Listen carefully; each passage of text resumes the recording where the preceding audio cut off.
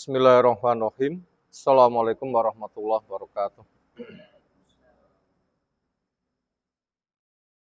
Alhamdulillahirabbil alamin. Walladzi arsala rasulahu bil huda wa dinil haq liyudhhirahu 'ala dini kulli. Wa kafa billahi syahida wa asyhadu an la ilaha illallah wahdahu la syarikalah.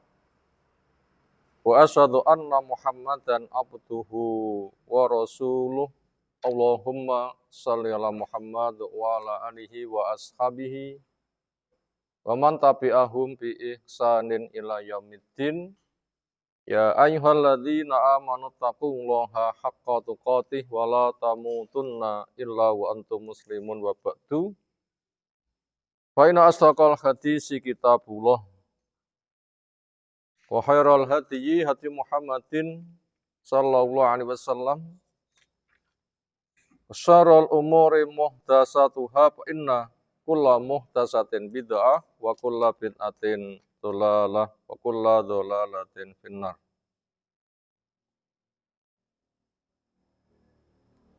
Ayolah ikhwah akraman subhanahu wa ta'ala, apapun kondisinya kita tetap berucap alhamdulillah.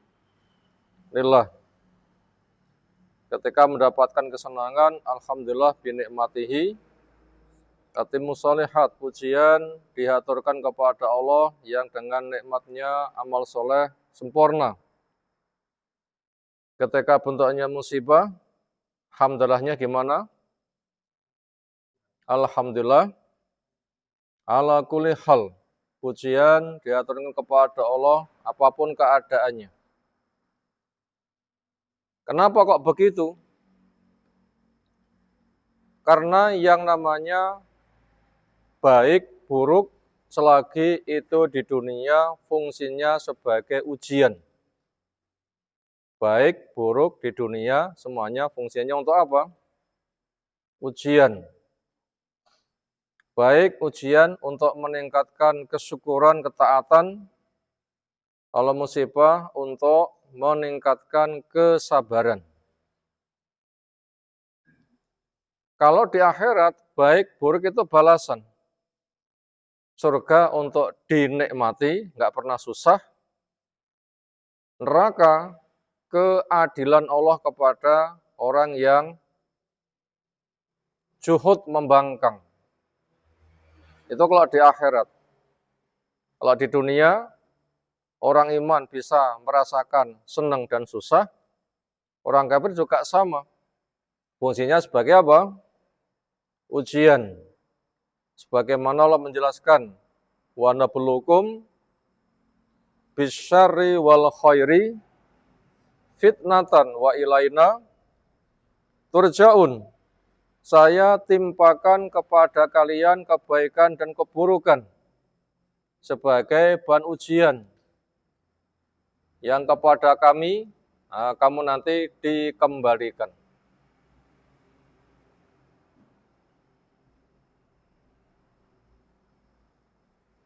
Alhamdulillah, sudah nyala.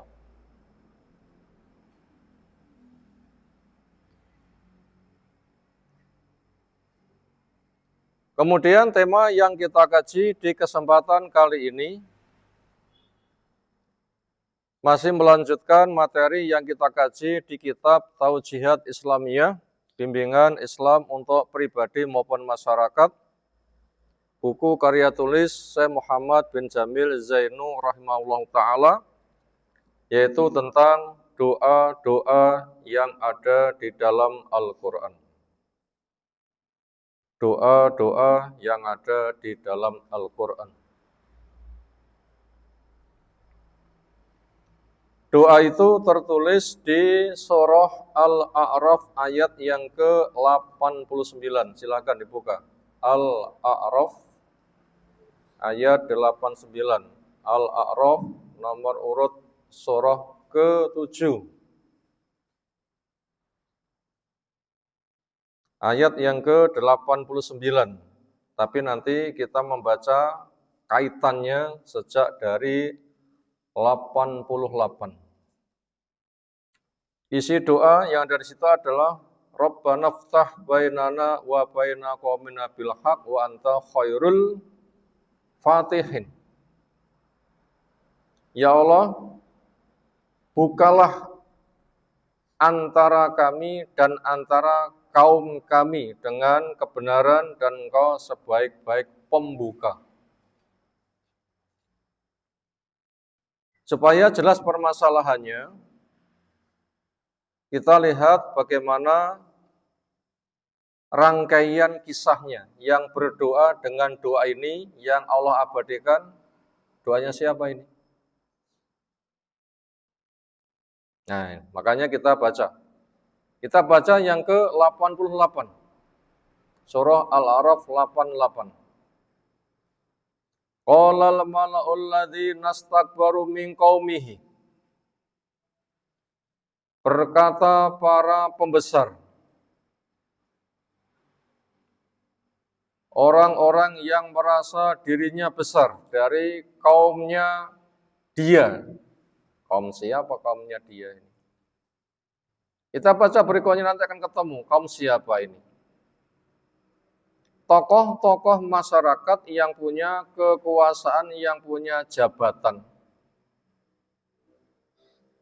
Dan rata-rata para nabi, para rasul ketika diuji untuk berdakwah kepada para penguasa.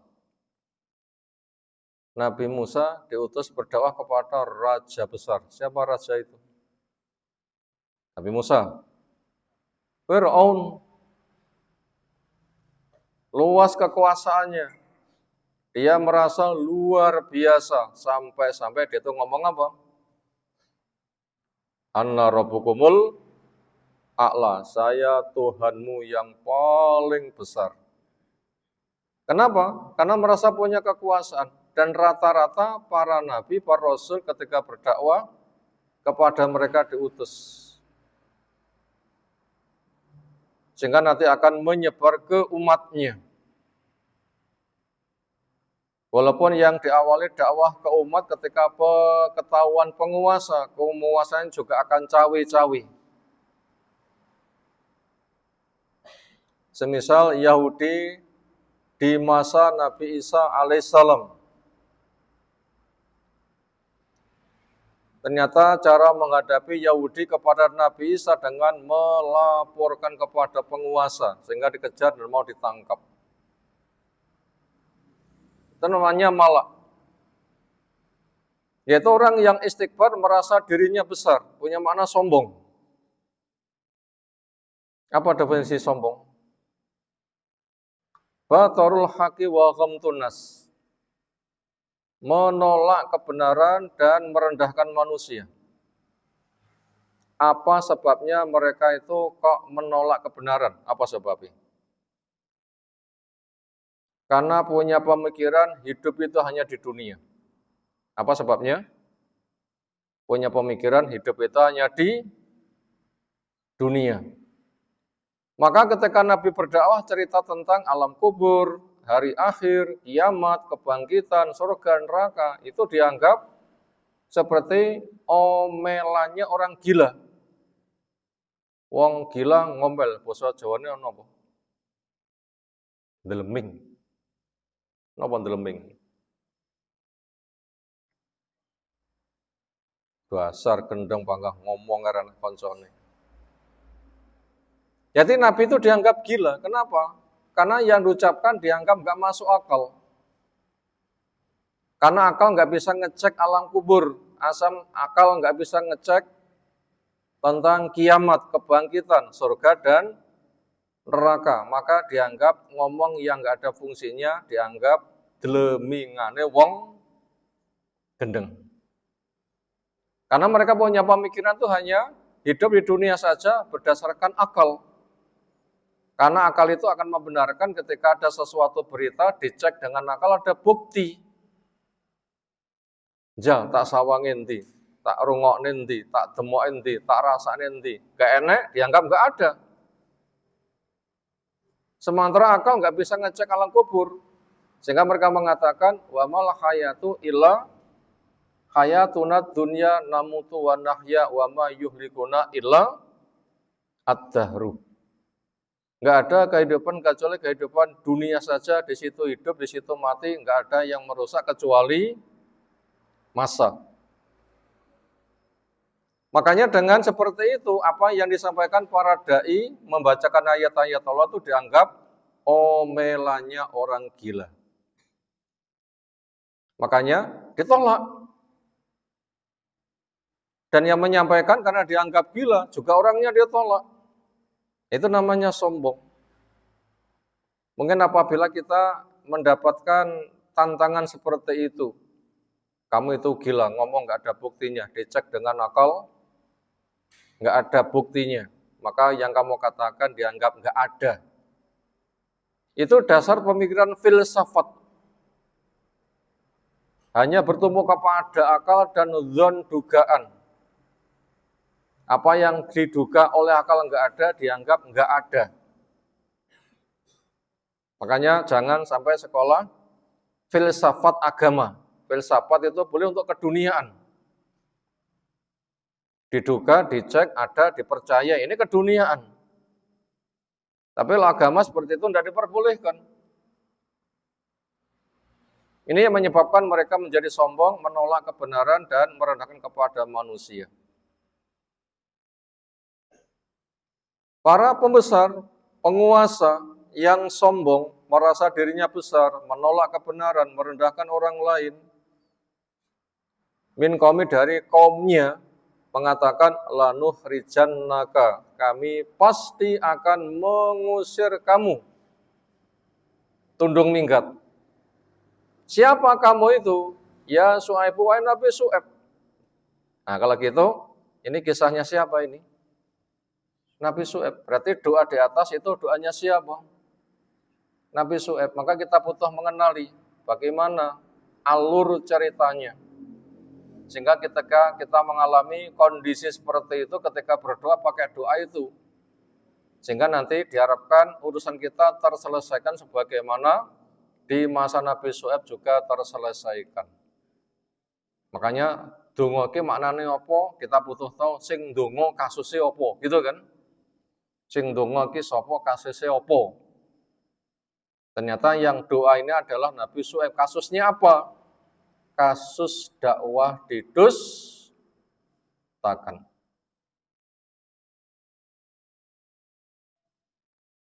Nabi Su'aib itu secara silsilah keturunannya siapa? Secara global ini dari Nabi Nuh. Nabi Nuh itu anak turunnya yang setara dengan Nabi Ibrahim itu 5. 1 Nabi Ibrahim, 2 Nabi Lot, 3 Nabi Hud, 4 Nabi Soleh, 5 Nabi Su'aib. 5 Nabi itu ketika dirujuk silsilahnya ke atas itu ketemu ke Nabi Nuh.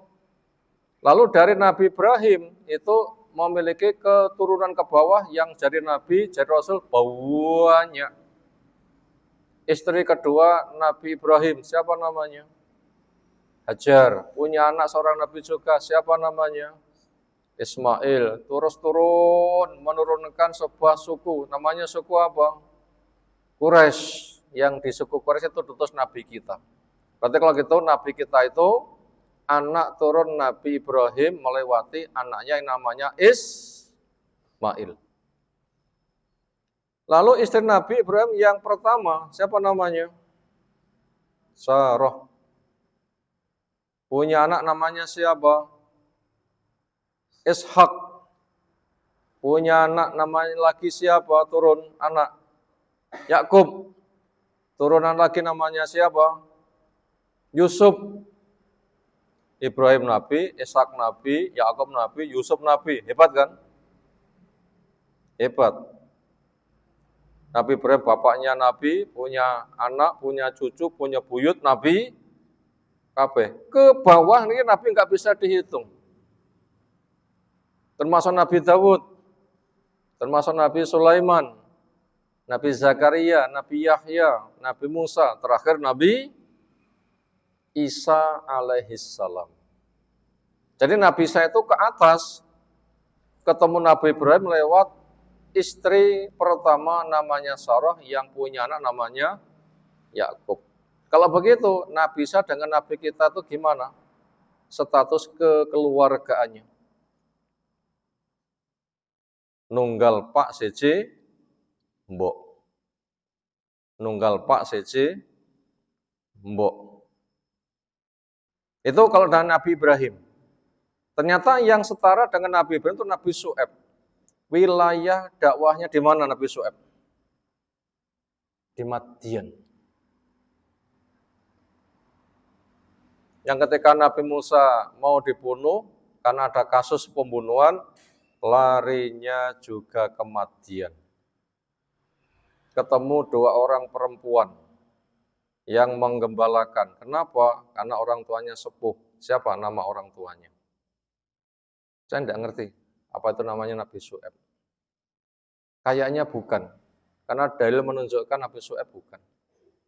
Karena Nabi Syu'aib itu masih generasi lebih awal, semasa dengan Nabi atau setara dengan Nabi Ibrahim. Jauh. Sementara Nabi Musa ke Nabi Ibrahim berapa jaraknya, keturunannya? Kok Nabi Yakub saja sudah 4. Nabi Yusuf ke bawah berapa?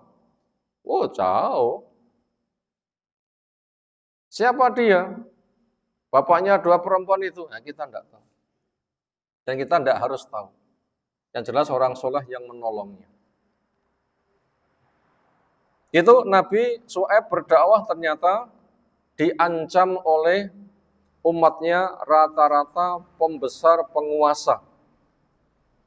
Yang mengatakan kami akan usir kamu, walladzina amanu, dan orang-orang yang beriman maka yang menyertai kamu. Diusir min qaryatina, dari kampung kita, dari negeri ini, minggato.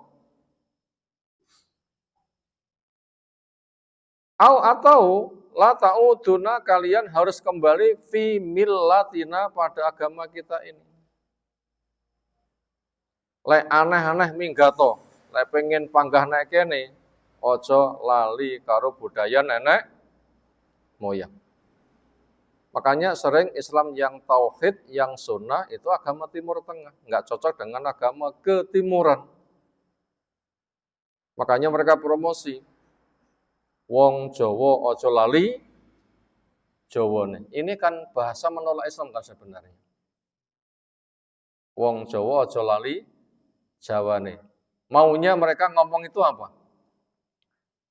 Bila di Jawa, ya jangan meninggalkan tradisi kejawen. Apa tradisi kejawen? Klenik. Apa tradisi kejawen? Klenik. Napa klenik niku? Agama akal. Budaya, agama budidaya. Ujung-ujungnya dinamisme, animisme. Percaya benda-benda punya kekuatan sehingga menyembah benda, keris dan macam tempat-tempat keramat, nyembah pohon besar dan reno-reno termasuk Nyi Roro Kidul.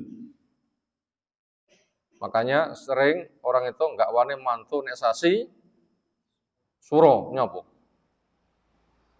Barengi nyaingi Nyi Roro Kidul mantu, ngoten nggih. Nek mantu kualat.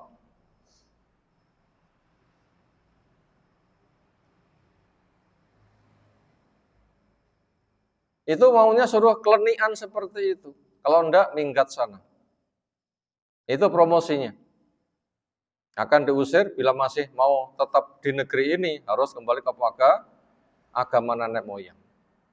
Kalau Nabi Isa memberikan jawaban, walau kunna karihin. Apakah walaupun kunna ada kami karihin benci, juga masih kamu usir? Pomo tok tundo minggat aku gah terus piye? Kira-kira jawabannya apa? Lek panggah nek kene kudune balik, tapi lek gah mereka mau ngapain? Semisal Nabi kita dikepung rapat untuk dibunuh rame-rame sehingga terjadi peristiwa hijrah, ujung-ujungnya begitu. Ujung-ujungnya begitu. Maka dari sini akhirnya kita tahu ketika kita mengkaji Quran, mengkaji sunnah, di tanggapan negeri yang luas ini dianggap agama dari Timur Tengah, gak pantas di Indonesia. Pantasnya Indonesia itu agamanya Islam Nusantara, atau Islam kejawen, atau Islam tradisional, itu maunya disingkirkan. Ternyata apabila kita mengalami, mungkinkah kita mengalami? Mungkin ada di antara kita sak desa cuma kita tok sing mengikuti sunnah, mungkinkah? Pake, mboke, pamane, dulure, mbae, tanggane kabeh klenikan.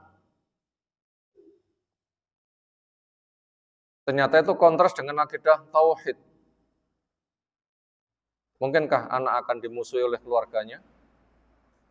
Ujung-ujungnya minggat tokono, rapopo, ilang-ilangan ndok sitok, napa ilang-ilangan ndok sitok. Itu adalah bahasa mengusir, nundung minggat. Ada di antara kita yang ada di sini ternyata sak lingkungan mengikuti sunnah mek tok til wong siji? Mungkin. Sementara acara kesyirikan banyak. Rabi, petunge, reno-reno kan? Petung neton, banyak. Waktunya manten kembar mayang. Waktunya hamil tingkepan. Waktunya bayak brokowan, sepasaran, telonan, pitonan. Waktune kematian, selamatan nganti 7 dina, 41 se, ya kan? Itu mungkin mengalami. Kalau bapak ibu kita sudah sunat, keluarga kita sudah sunat, itu masih mending. Apabila kesunan kita itu sak lingkungan mek siji tok til, abot enggak kira-kira? Nah, itu berpotensi mau diusir. Atau kadang dingel-ngel, atau dicing. Kenapa dicing itu? Dikucilkan. Dihajar, gak diserawungi, gak dianggap uang. Lilo, ilang-ilangan dok sitok, senada dengan itu. Lalu bagaimana sikap kita? Jawabnya harus tegar. Enggak boleh terbawa. Kenapa kita harus tegar, enggak boleh terbawa? Kenapa alasannya? Pertama, masyarakat sebatas bahan ujian. Yang nomor 2, kita dituntut untuk istiqomah. Yang nomor 3, masyarakat tidak bisa menentukan nasib. Membuat orang masuk surga atau neraka, mereka tidak bisa. Untuk apa diikuti? Lah wong nggak bisa menjamin aman neraka masuk ke dalam surga. Yang keempat, isane mereka itu mek ndelok, napa ndelok niku? Kendelalok. Mek komentar, rasan-rasan. Untuk apa ditaati mereka yang seperti itu? Di balik itu, rata-rata semua nabi, semua rasul ketika berangkat dakwah itu adalah juga sendirian. Nabi Ibrahim sendirian enggak? Loh, sendirian. Akhirnya anak paman mau jadi istrinya Sarah, anak paman mau jadi pengikutnya Nabi Lut. Akhirnya Nabi Lut juga menjadi nabi, akhirnya juga hijrah. Lalu membangun peradaban sendiri, membangun Ka'bah. Suku Jurhum mau datang, akhirnya mereka mau menerima Islam. Kan berangkatnya kan sendiri kan? Nabi kita sendiri enggak berangkatnya? Sendiri. Nabi kita dapat wahyu Iqra, kan sendiri kan? Ketika pulang disampaikan kepada istrinya Bu Khadijah, ternyata sejalan. Diceritakan kepada teman setianya Abu Bakar, mau. Keponakannya, sepupunya Ali, mau. Abu Bakar golek konco, ada Abdurrahman bin Auf, ada Utsman, ada Zubair, mau. ada Bilal. Itu kan berangkatnya sendiri. Maka kita pun juga akan diuji seperti itu. Gimana nanti apabila kita sak lingkungan mengikuti sunnah bertauhid ijen? Caranya istiqomah. Cara menata masa depan gimana? Menikah dengan pendamping yang siap sebagaimana Nabi Ibrahim menikahi Sarah siap untuk hijrah. Yang dengan menikah itulah nanti dengan hijrah menata masyarakat baru yang dihijrah kira-kira ke daerah transmigrasi. Nah, benar tak nggih? Kosong mesin tempatnya. Pomong di tonggo ya cek adoh-adoh, ya kan? Ke daerah transmigrasi. Disitulah diupayakan nanti diperbanyak anak. Dikene omah kene, omah kene. Itu turun putu buyut wis suwakeh kawisan. Engko penjere wong siji. Itu caranya. Nabi Ibrahim meninggal dilanjutkan Nabi Ismail bersama suku Jurhum dan terus beranak pinak. Besar kan jadinya. Caranya seperti itu. Caranya seperti itu. Apa caranya? Istiqomah, menikah dengan pendamping hidup yang sejalan, lalu hijrah di sana membangun masyarakat baru. Contohnya di daerah transmigrasi. Cilik-cilik diajak mikir transmigrasi, saiki golek sego ra iso. Ya, iki pemikiran masa depan. Pemikiran masa depan kita siapkan sekarang. Nanti apabila kita merasa berat dimusuhi, nah, kita nanti melantunkan doa persis sebagaimana kisah Nabi Syuaib ketika berdakwah. Kita lanjutkan apa jawaban Nabi Syuaib. Ketika digertak oleh masyarakat, dia enggak terbawa, tetap istiqomah. Apakah walaupun kami benci masih kamu paksa? Maknanya kami membenci ajakanmu, saya tidak akan mengikuti ajakanmu. Bila kami mengikuti ajakanmu, untuk apa? Kembali kepada agama tradisi nenek moyang pemonek Jawa, balik kepada model klenian. Qad sungguh iftaroina, kami membikin ngarang-ngarang alaula atas Allah kadiban kedustaan. In udna jika kami kembali fi millatikum kepada agama kamu, ba'da sesudah di mana najjanallahu minha, Allah selamatkan kami dari. Selamatkan kami darinya, dari agama nenek moyang. Termasuk kita, insya Allah memiliki tanda orang yang diselamatkan Allah. Mau enggak jadi orang yang diselamatkan Allah? Ditolong Allah, dimenangkan oleh Allah, mau enggak? Mau. Apa tandanya orang yang diselamatkan oleh Allah? Yo, apa tandanya? Orang yang diselamatkan Allah, apa tandanya? Mau mengkaji ilmu syar'i. Itulah Al-Quran ditafsirkan dengan sunnah yang sahih, dipahami bagaimana para sahabat. Akidah kita bertauhid. Allah yang kita ibadahi, cara Allah yang kita pakai, rahmat Allah yang kita harapkan. Sehingga kita tidak terbawa tradisi nenek moyang, model klinik selamatan, penyembahan berhala, animisme, dinamisme. Tinggalkan. Kita memiliki tanda orang yang diselamatkan.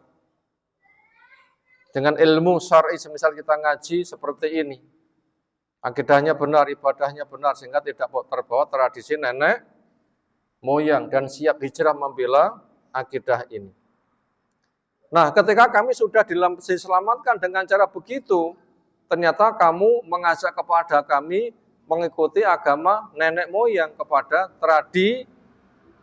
agama tradisional, model klenian, kesyirikan.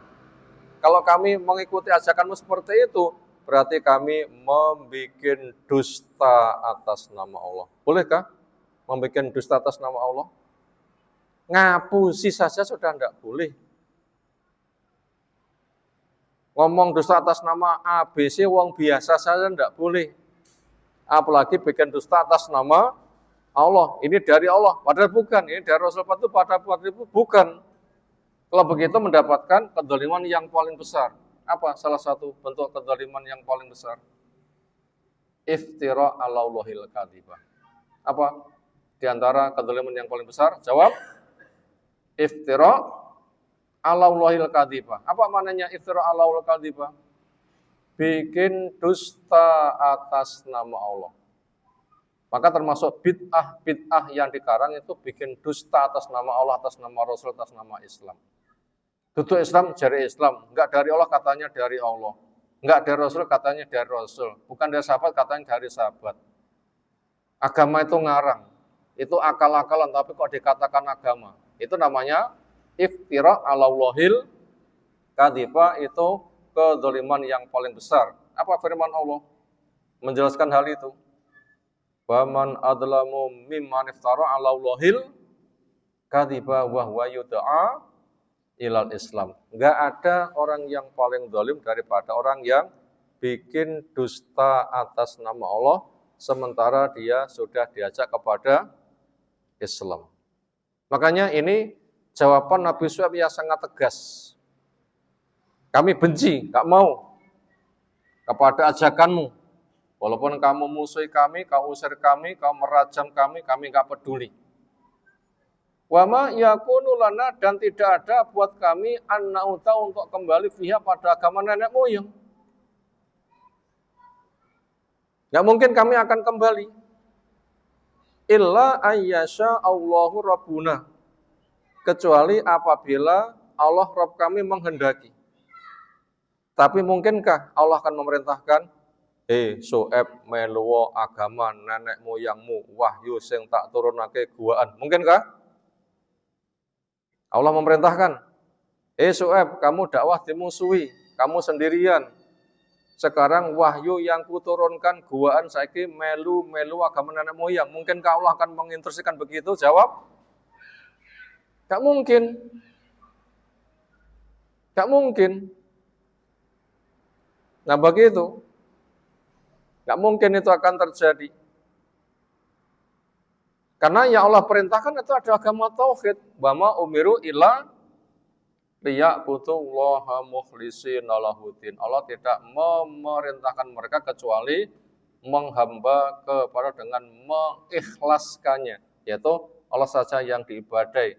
Tradisi nenek moyang harus ditinggalkan. Itulah makna la ilaha illallah. Ilah batil dibuang, Allah yang hak yang diibadai. Wasi'a kulla syai'in ilma. Wasi'a rabbuna kulla syai'in ilma.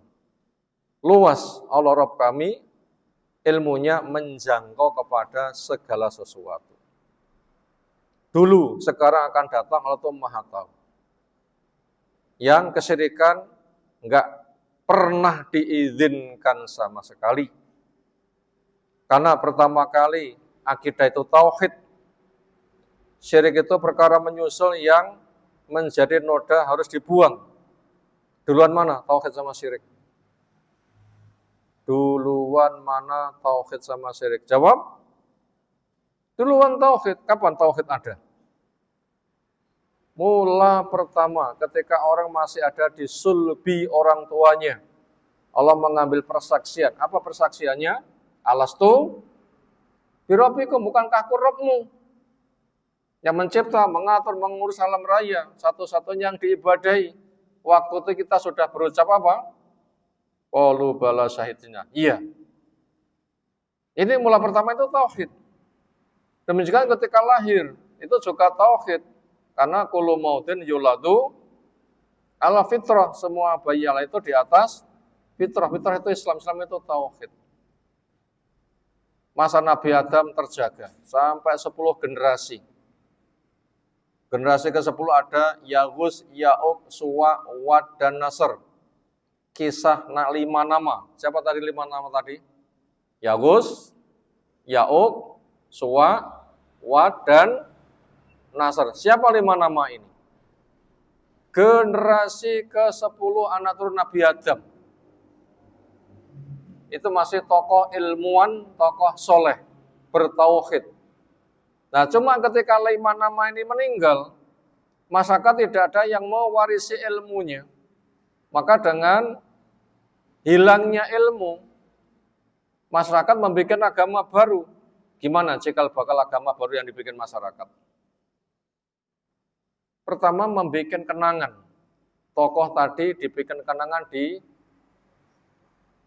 dibikin patung. Biasanya zaman sekarang bikin kenangan itu apa? Foto, ceret, nah, gitu kan ya, foto kenangan, gitu kan. Awalnya gambar, lama-lama dipatungkan, di tempat duduknya dipasang, di tempat ibadahnya dipasang. Ketika sudah marah, masyarakat ditanya, kenapa di tempat dudukmu, di tempat ibadahmu kok pada patung-patung? Apa jawabannya? Gak tahu. Nenek moyang kami punya tradisi, kami ikut-ikutan. Kami lahir yuwis ngono kui. Ini hilang keilmuan. Disitulah akhirnya penyesat menyesatkan. 5 nama yang dipatungkan yang ada di mana-mana termasuk tempat ibadahmu itu orang soleh.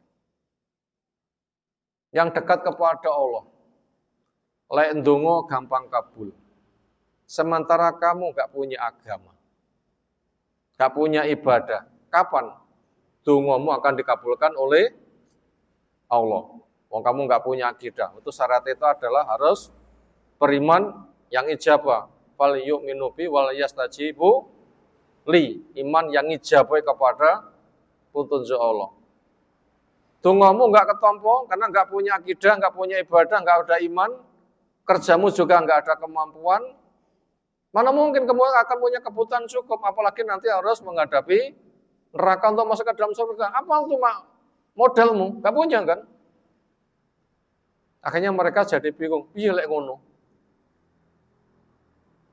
Kalau begitu, titipo doa kepada orang soleh. Karena dia nanti akan berdoa, dikabulkan, kamu tinggal nompo kiriman ijabah. Inilah akhirnya alasan mereka datang kepada orang soleh, dongokno saya, dongakno saya, dongakno saya. Adakah masyarakat punya tradisi sowan yai nyuwun donga? Wonten? Marak. Yang bahaya sampai ketika mati diparani kuburani.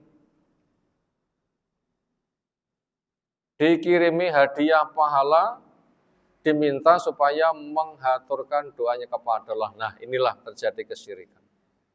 Di masyarakat ada tradisi kirim pahala. Nopo? Tahlil akbarnya kuburan menjelang Ramadan, ada? Morotalnya kuburan menjelang Ramadan, ada? Sodakon menjelang Ramadan jenenge megangan, ada? Acara kesempatan tertentu ngelumpuk untuk khataman sehari, pahala dikirimkan yang mati, ada? Banyak. Itu contoh kesyirikan. Pahala untuk yang mati supaya mereka mendoakan, sehingga masyarakat tinggal nunggu kiriman. Akhirnya ada akidah, surga nunut neraka, katut pejah gesang derek mbah yai. Nah, ini bentuk kesyirikan. Banyak kan? Nah, karena ketika sudah sejelas seperti itu, ya kita tidak boleh ikut kepada kesyirikan sama sekali. Makanya sikap Nabi Syuaib itu sangat gamblang. Kami akan benci. Bila kamu sudah dapat petunjuk kok melu kamu, berarti kami mau melakukan kedustaan. Dan gak mungkin Allah memerintahkan seperti itu. Dan Allah Maha mengetahui gak mungkin ada ayat seperti itu memerintahkan kami untuk mengikuti kesyirikan. Kenapa? Ilmu Allah menjangkau kepada semuanya. Lalu bagaimana sikap yang dipegang berikut ini?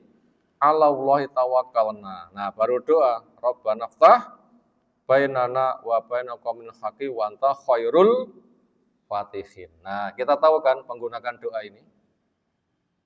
Kita tahu menggunakan doa ini. Modal yang kita miliki pertama tawakal, yang kedua doa.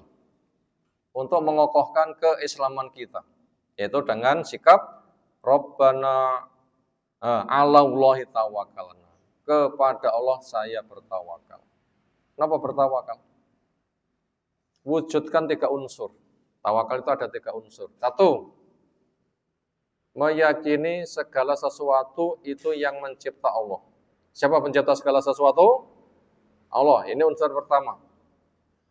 Yang nomor 2, Allah memberlakukan syariat adanya hukum sebab akibat. Allah memberlakukan syariat hukum sebab akibat. Surga ada jalannya, cari ilmunya, setelah tahu amalnya, nanti berbalas. Itu kan sebab akibat kan. Neraka ada dosa-dosanya, jauhi bila kamu kerjakan, kecemplung neraka. Lah, sebab akibat kan. Yang nomor 3, bertumpu kepada Allah untuk melakukan sebab. Ya Allah, kebaikan yang ku ketahui mampukan saya untuk melaksanakan. Ya Allah, kejelekan yang ku ketahui mampukan saya untuk meninggalkan. Kepadamu saja saya bersandar. Itu namanya tawakal. Kalau begitu, tawakal itu pekerjaan aktif atau pasif? Ya, aktif. Tawakal itu jelas ada ilmu, paham ilmu. Tahu jalan surga, kerjakan dengan sangat. Tahu jalan neraka, ditinggalkan dengan sangat. Setelah itu doa kepada Allah. Ya Allah, terimalah amal kami. Mampukan kami untuk istiqomah pada jalan-Mu. Matikan kami sebagai muslim. Itu kan tawakal kan, pekerjaan seperti itu. Nah itu modal utama. Sekarang doanya adalah Rabbana ftah bainana wa baina qaumina bil haqq wa anta khairul fatihin. Ya Allah, bukalah antara kami dan antara kaum kami dan kebenaran, dan Engkau sebaik-baik pembuka. Di sini Nabi Syuaib minta apa? Minta diberi pembuka yang hak. Apa maknanya pembuka yang hak?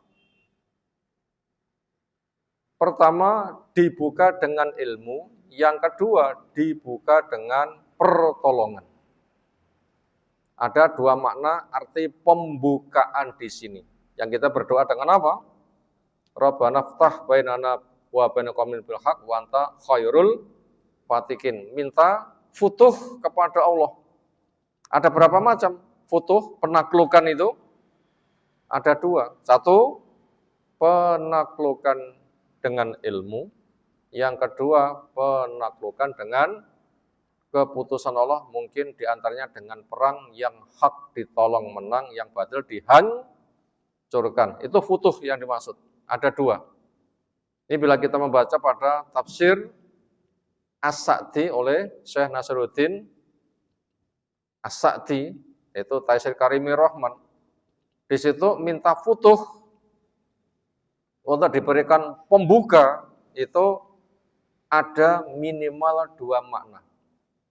Dibuka dengan ilmu, yang kedua dibuka dengan keputusan nasib yang hak dimenangkan, yang batil dihancurkan.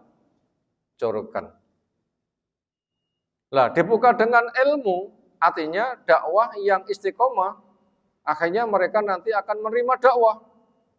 Buka hati mereka dengan menerima hidayah ilmu, sehingga hidayah taufik masuk. Sehingga mau ngaji dan nanti mau taat dan tobat dari dosanya. Ini yang kita minta pertama. Dan ini kesempatan berdakwah, jadi pahalanya besar. Inilah yang kita diberikan lahan untuk mendapatkan futuh kemenangan dengan dakwah. Maka ada pendidikan sejak dari playgroup, sekolah dasar, menengah, atas, perguruan tinggi. Ada pondok-pondok pesantren, ada kajian di masjid. Yang itu disebut menggunakan berbagai macam media, sehingga nanti menyebar kemana-mana, sehingga orang dengan ilmu akan berduyun-duyun menyebut yang hak. Ini futuh pertama yang kita minta.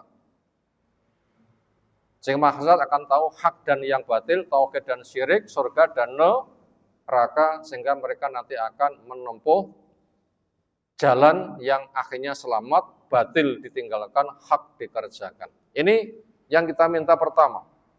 Yang kedua, futuh yang dimaksud adalah unsurna alal qaumil kafirin. Tolonglah kami dengan kau hancurkan orang kafir kami yang dizalimi, tolonglah. Wong kafir sing mendolimi ra kena dipure, gak bisa diambil manfaatnya, hancurkan. Dan ternyata ini juga diwujudkan oleh Allah. Nabi Nuh ditolong enggak? Yang kafir dihancurkan enggak? Banjir besar. Nabi Ibrahim ditolong enggak? Iya. Umatnya dibakar? Iya. Nabi Lut ditolong dengan dihijrahkan umatnya, diangkat bumi ke atas, dibalik, dihujani batu. Iya kan? Demikian juga Nabi Musa diselamatkan dari kejaran Firaun, melewati laut, Firaun ditenggelamkan total. Iya kan? Nabi kita juga sama. Abu Jahal CS kau pada perang Badar tahun 8 Hijriah, negerinya ditaklukkan. Itu makna doa yang kita lantunkan.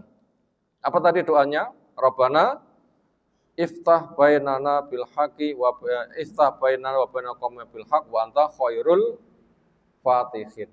Nah, begitu sangat jelas doa yang kita lantunkan di dalam surah Al-A'raf yang keberapa tadi?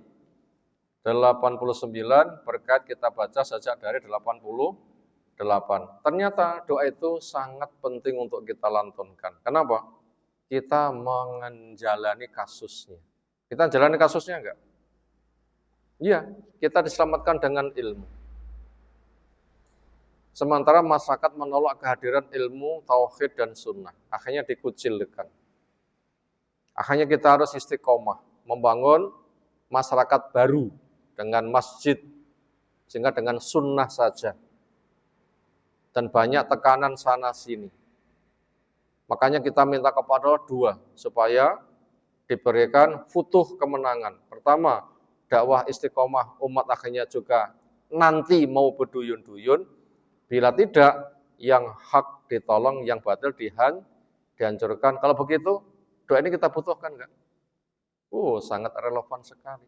Sangat urgent sekali. Sangat penting sekali. Itu penambahan satu doa yang kita kaji di malam hari ini. Dari tema doa-doa yang ada di dalam Al-Quran sebagaimana ada pada surah Al-A'raf yang ke-89. Kayaknya kita sudah masuk waktu Isya, kita cukupkan. Semoga Allah berikan ilmu bermanfaat untuk kita semuanya. Ada pertanyaan silahkan. Sekira cukup istirahat. Subhanakallahumma bihamdika asyhadu an la ilaha illa anta astaghfiruka wa atubu ilaik. Assalamualaikum warahmatullahi wabarakatuh.